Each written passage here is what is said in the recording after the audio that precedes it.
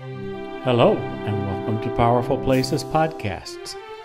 I'm your host, Gary White. We are listening to a three-part interview with noted author and researcher Cheryl Straffon called Cheryl Straffon, Megalithic Cornwall, and the Goddess. In this second part, Cheryl talks of the significance of megalithic sites to modern people. This interview with Elyn Aviva was recorded in Cheryl's home in West Penwith on August 7th, 2014. Yeah, absolutely. I mean, we were at a conference a few weeks ago about the hurlers and the research that they had done there. And it was very interesting because they were bringing three disciplines into that. They had the archaeologists there talking about what they discovered through the excavation of the three circles and possible fourth circle.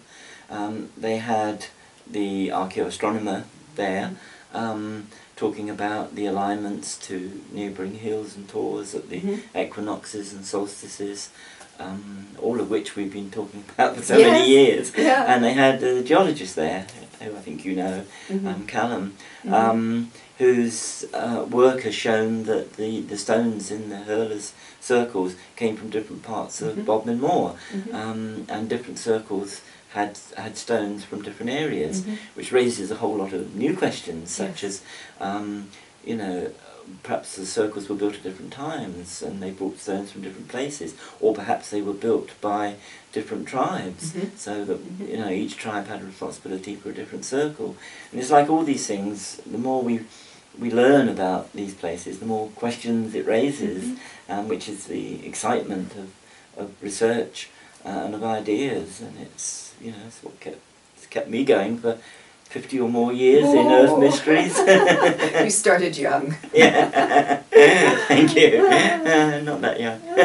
But yeah, it's, I think, to me, the whole approach to sacred landscape or Earth Mysteries, or call it what you will, is about making sure you have the research and the information, that you know what archaeologists and others have actually found at these places, so you're not just spinning ideas out of nothing which have no basis in reality, but that you use that research as a stepping off point for constructing ideas about the people who built these places.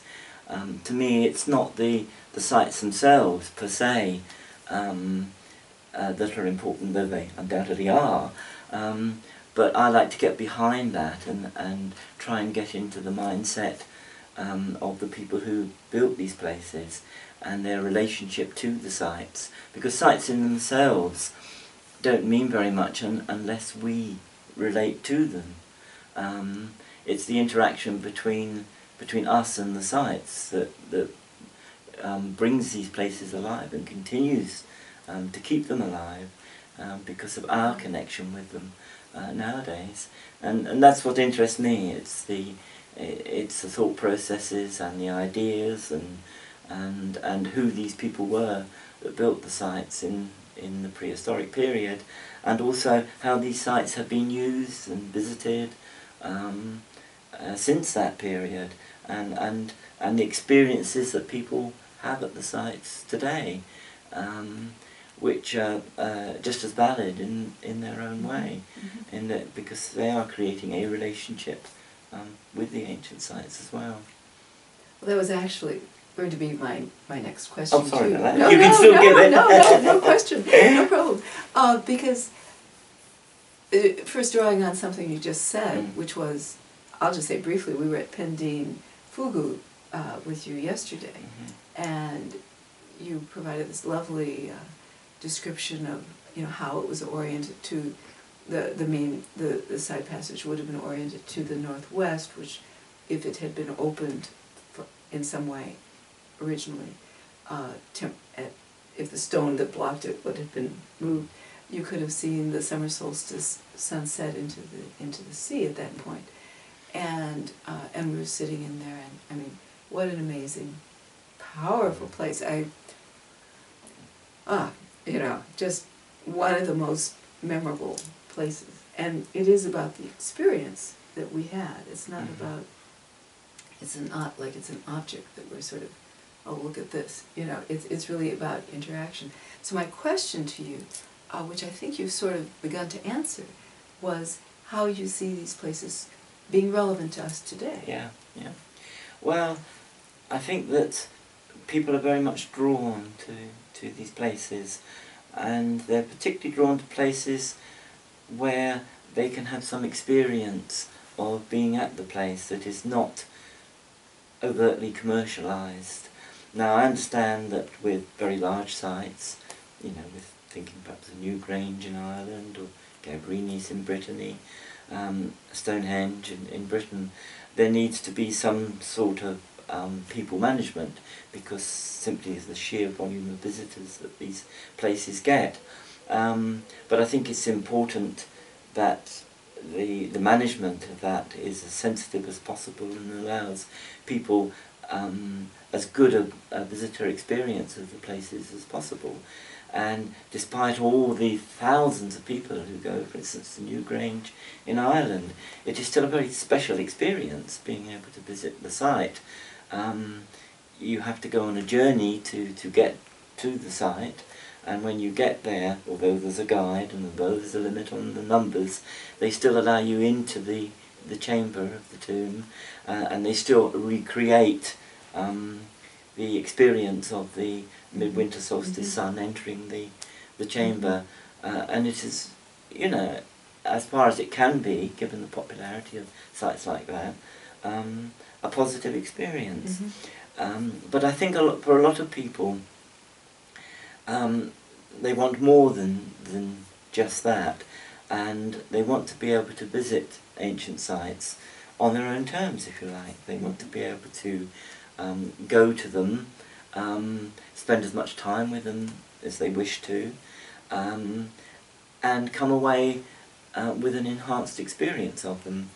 And, you know, part of what I do in my retirement is I chair our local group called CASPAN, which is Cornish Ancient Sites Protection Network, and we're a voluntary organisation, a charity, charitable trust, but we have representatives on our management team of people from the archaeological establishment, if you like, in, English Heritage and National Trust and so on, and also people, if you like, from the user groups, people who go to the sites, such as walkers or pagans, who use the sites and love them and respect them and revere them in their own way.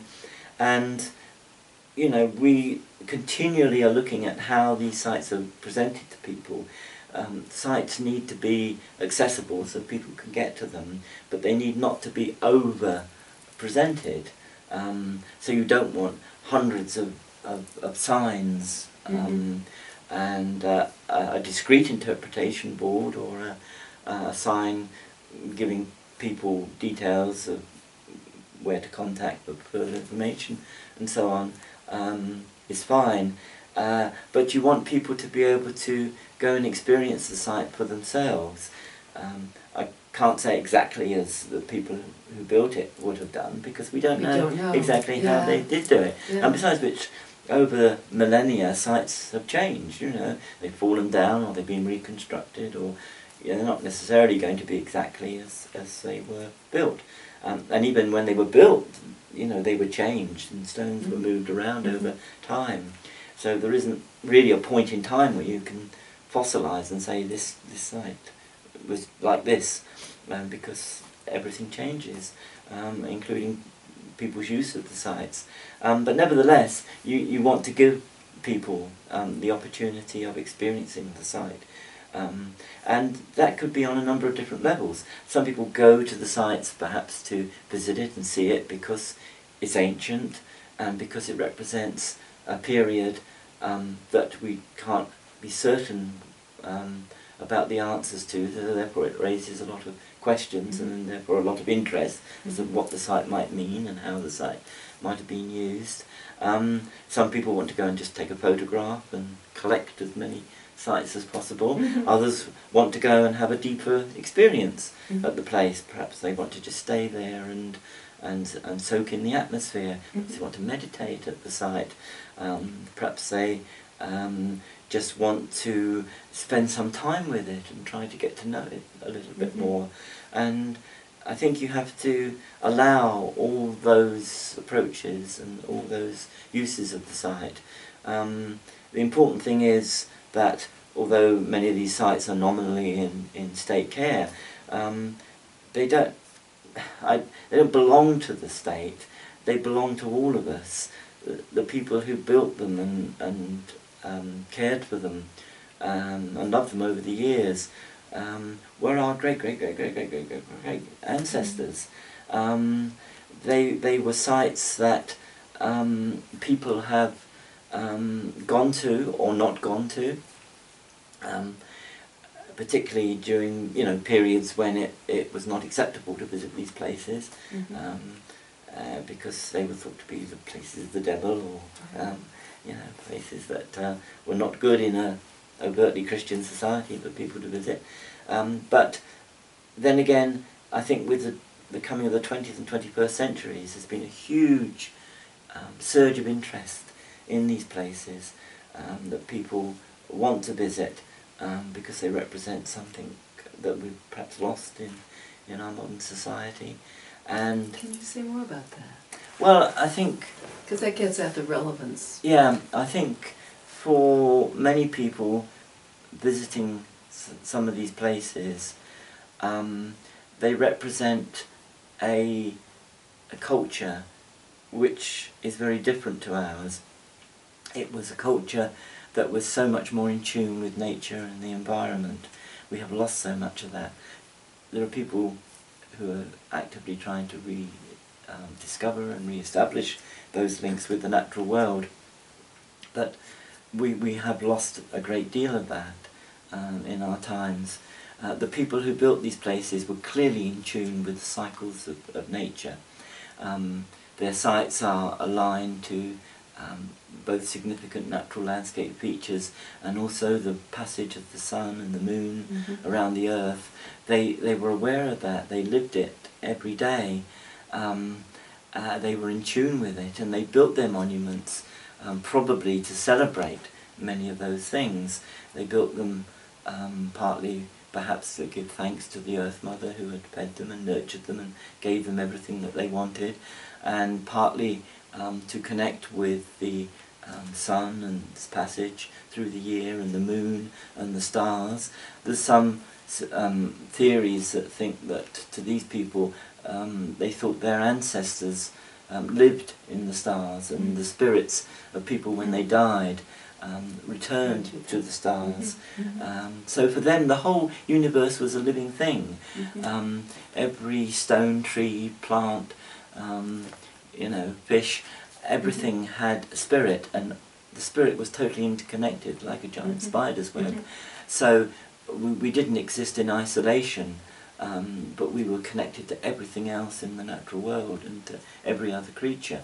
And we know this kind of thinking is very typical of people who live a Neolithic or Stone Age lifestyle, because we know that other tribes in other parts of the world retain these beliefs. Who exist now, so the anthropologists can study their perspective and their lifestyle and their... project it backwards and say, well, people nowadays living Stone Age lifestyles, have these beliefs, then it's quite probable that the people living in Britain and Europe and other places at that time, 5,000 years ago, also had similar kinds of beliefs.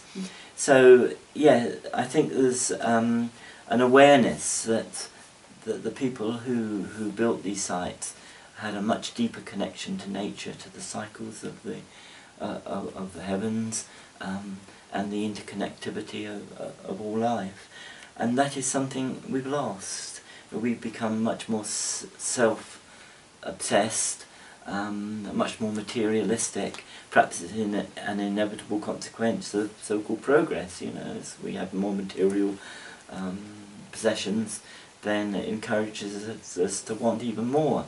And and we are cut off in hermetically sealed houses and cars, with all the wonderful things that you know. I'm not decrying progress and inventions. You know, we all need modern medicines, and it's nice to live in a warm house and be dry and safe. So you know, these things have been good for the human species, but you know, in the process of inventing and finding and achieving and owning these things, perhaps we've lost something more fundamental to ourselves as humans, and that's that ability to connect with nature on which we all depend. I mean, these fears at the moment in all our societies that we're destroying wildlife so much that, you know, the bees that pollinate everything for us, and all the other creatures that are part of the great jigsaw of nature have become unbalanced. And we will destroy the very things that give us life and sustenance.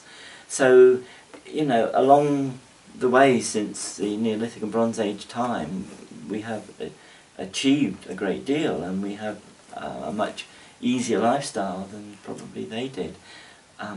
However, we have lost a lot of gnosis, of knowledge, inner knowing along the way. There's a deep longing. There's a deep longing to find that again, and I think people go to these places to find that deeper connection to the past and to the things that we have lost.